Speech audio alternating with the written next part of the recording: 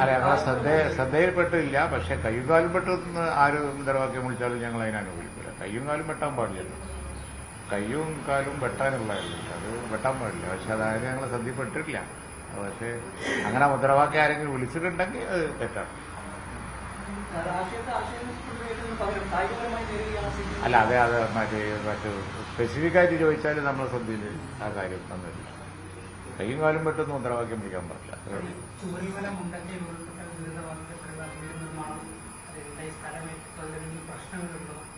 ഒരു പ്രശ്നവുമില്ല.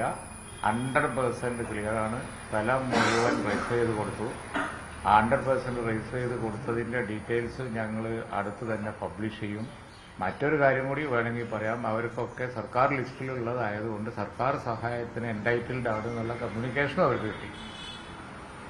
മനസ്സിലായില്ലേ? സർക്കാരിന്റെ സഹായത്തിന് അവർ എൻടൈറ്റിൽഡ് ആണ് എന്നുള്ളതിന്റെ കൺഫർമേഷനും അവർക്ക് കിട്ടും. യാതൊരു 100% ട്രാൻസ്പെറന്റ്. ആ ഭൂമികളൊക്കെ അവരവരുടെ പേരിൽ നല്ല വില കൂടിയ ഭൂമി, നല്ല നമ്പർ 1 ഭൂമികൾ, യാതൊരുവിധ ഇല്ലീഗാലിറ്റി ഇല്ലാത്ത ഭൂമികൾ അവർക്കൊക്കെ ഞങ്ങളിപ്പോൾ അടുത്ത് തന്നെ രജിസ്റ്റർ ചെയ്ത് കൊടുക്കും.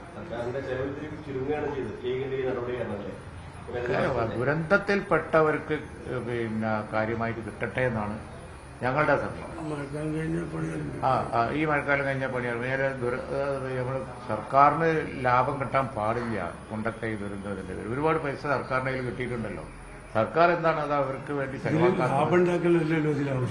അവർക്ക് വേണ്ടി ചെലവാക്കലല്ലേ. ഞങ്ങൾ ചെയ്യുന്നത് സേവനാണെന്ന് സർക്കാർ കാണുന്നു. സർക്കാർ ഭൂമി ഈ പ്രശ്നമായിട്ട് കെട്ടിത്തിരിയുമ്പോഴാണ് ഞങ്ങൾ വേറെ കൊണ്ടുവരുന്നത്.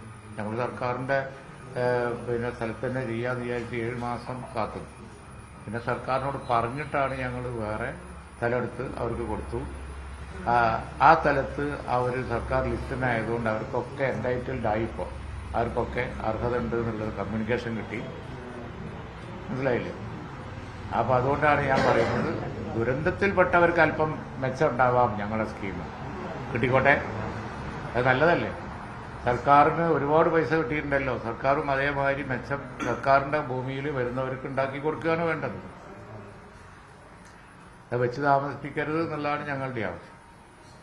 വീട് നിർമ്മാണത്തിനുള്ള പെർമിഷന് വേണ്ടി ഇന്നും നാളെയും അപ്ലിക്കേഷൻ കൊടുക്കുകയാണ് ബന്ധപ്പെട്ട ഏജൻസികളിൽ. മഴ കഴിഞ്ഞാൽ പിന്നെ പണി ആരംഭിക്കും. തലക്കല്ലിടൽ നടന്നല്ലോ. ഇനി വീടുണ്ടാക്കാനേ ഉള്ളൂ.